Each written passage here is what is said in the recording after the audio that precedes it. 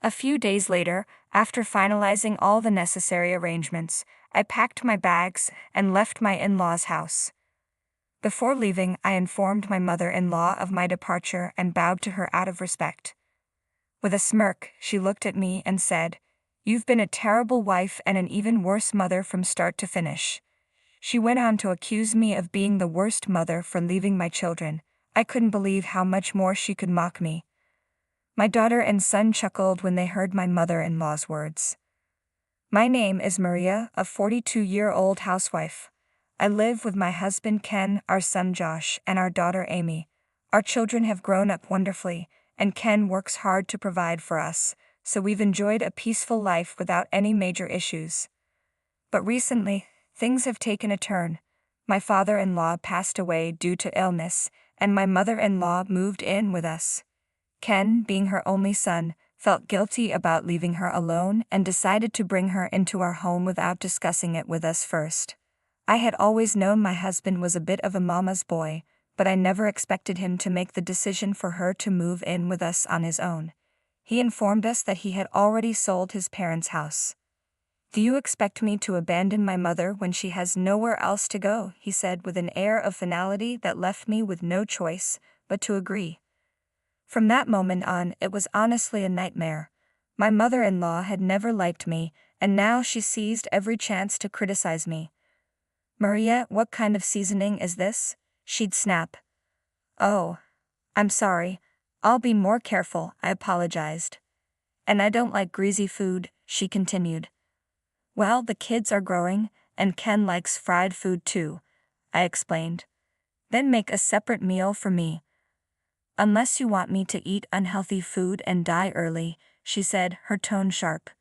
"No, it's not that, but it would cost more and be a bit of a hassle," I replied, trying to stay calm. "That's where your skills should come in. Ken earns enough, so why don't you manage the finances better? And as for the hassle, you're just spoiled. When I was your age, I took care of everything myself, no matter how hard it was. It's such a pity that my grandchildren have to grow up in a house run by such a lazy mother. I feel sorry for them." I thought to myself, if you have so many complaints, why don't you handle it yourself? But I kept quiet because I knew that even a hint of disagreement would earn me my husband's wrath. When I first moved in with my mother-in-law, her constant nagging pushed me to snap. "If you have so many opinions, why don't you just take over?" She reported this to my husband, and he was furious. He confronted me, saying, "How dare you speak to her like that when I'm the one supporting you?" I considered divorce, but as a housewife, I knew I couldn't manage the children alone. They are my greatest treasures, and I couldn't bear the thought of losing them, so I chose to endure the relentless criticism in silence. Instead of merely enduring the situation, I began quietly preparing for a divorce. I applied for jobs at various companies while my mother-in-law watched over me at home. Only one company offered me a part-time position, but thanks to my previous experience as a bank clerk, I secured a clerical job at a bank. It was my first corporate role in a long time, and I found it exciting. Although the job came with its own set of responsibilities and stress, it was still a welcome relief compared to being constantly under my mother-in-law's scrutiny. However, my mother-in-law was not pleased with the fact that I was working. "Why work when Ken earns a good salary? Maybe she's just out looking for men," my mother-in-law muttered. "That's a ridiculous way of thinking. You're being completely unreasonable," I thought to myself. While Ken does earn a decent salary, having his mother living with us has increased our expenses, so we can't afford everything as comfortably as before. Despite this, my mother-in-law insisted that I give her an allowance to ensure I wasn't spending money on other men. When I refused, explaining it wasn't feasible, she reported it to my husband. That night, when Ken came home from work, he was furious. He shouted at me, just as he had done before. "Are you having an affair?" he demanded. "Huh? I'm not," I protested. "That's what my mother said. She claims you're using your part-time salary to support other men." "I'm not doing that." "Why do you believe your mother's lies? Be quiet. If you're innocent, then give her an allowance to prove it. Oh no. At that moment, my mother-in-law walked in with a smug expression. $500 a month, she declared. That much, I gasped. That's what my mother says, so just give it to her, Ken insisted. In the end, I was overwhelmed by their combined pressure. I had to hand over most of the money I earned from my part-time job to my mother-in-law as an allowance. As if that wasn't bad enough, my mother-in-law took it a step further and told the children, "Your mother is a terrible adulterer," with a smug grin. Even junior high school kids understand what that means, and it was deeply unfair to lie to them like that. I felt completely helpless and thought it was grossly unjust. It was tearing me apart. Then things took a turn for the worse.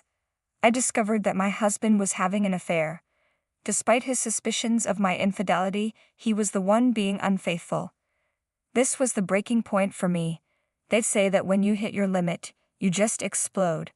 I couldn't stand another moment with these people, so I immediately went to get the divorce papers.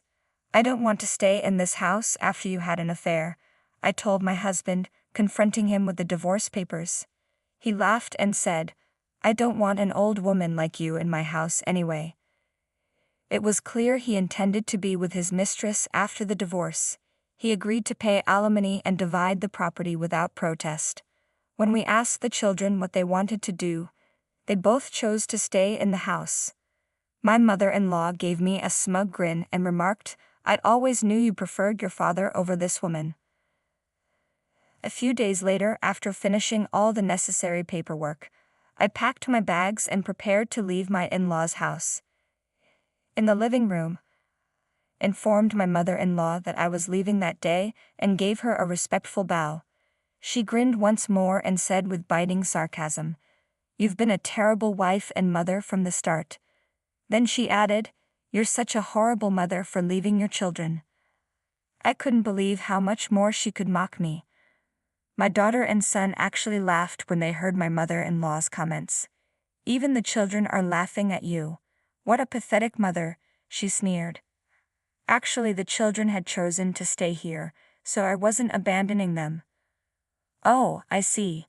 So now you're just a sad woman left behind by her children," she retorted. "Well, say what you want, but remember, you're responsible for everything at home from now on." "Don't worry about that," I replied. "Unlike you, I can handle it all." "I see. Well then, I really must be going now," I said, and with that, I left my in-laws' house for good. I moved back to my parents' house and threw myself into work. I requested to switch to full-time and took the necessary tests to become a permanent employee. Fortunately, I succeeded in securing a full-time position. Now I can support the kids and have a sense of stability, while my mother-in-law must be feeling the strain. Sure enough, about 3 months after I left, my mother-in-law reached out. "Hey Maria, I need your help." "What's wrong?" I asked. "I have to take Josh to and from his soccer games, and help out at the summer training camp. On top of that, I have to prepare his lunchbox early each morning for practice and wash his dirty uniforms every day. Amy goes to cram school every day too, so I have to drive her back and forth. And I'm doing all the housework by myself. Ken says he's too tired from work to help out," she complained. "Well, if you're just going to complain, I'm hanging up now," I said. "Wait. I'm calling because I need your help, Maria. Sorry, but I'm already divorced. This isn't my concern anymore." "Please don't say that. No, I won't come back. But I understand that you're struggling to manage everything on your own. I can't leave my precious children in your care. I will be taking them with me." "But they want to stay here." "That's because they want you to understand how hard I've been working." "What do you mean?" "When I decided to get divorced, the first thing I did was talk to the children. They said they would follow me immediately." Amy, my daughter, asked, "So this means grandmother and the others are just pushing you out, right, Mom?" And Josh said, "I don't like that. We know how hard you work, Mom." So the kids decided to stay here for now to show their grandmother what I've been going through. I was overjoyed that my children were on my side. I resolved to earn enough to bring them home with me. Well then. Yes, everything is going according to plan. I'm now a full-time employee and I'll be taking the kids. Oh no. I hired a lawyer and requested that custody be transferred. Since the children wanted to live with me, the process was straightforward, and custody was granted without difficulty. When I reported the affair to my husband's company, his boss was stunned, and as a result, my husband was transferred to a department where his career prospects were severely limited. Because of this demotion, he can no longer afford the mortgage on their house. My mother-in-law has been forced to start working as well. She's furious with her son for putting her in this position. Now my ex-husband and ex-mother-in-law are blaming each other, and it looks like they might have to leave the house soon. Well, that's no longer my concern. In the meantime, I rented an apartment and moved in with my children. They're growing up wonderfully. My daughter handles the cooking, and my son helps with the laundry and cleaning.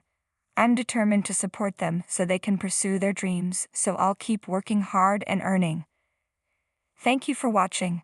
If you enjoyed the video, please subscribe to the channel. See you in the next one.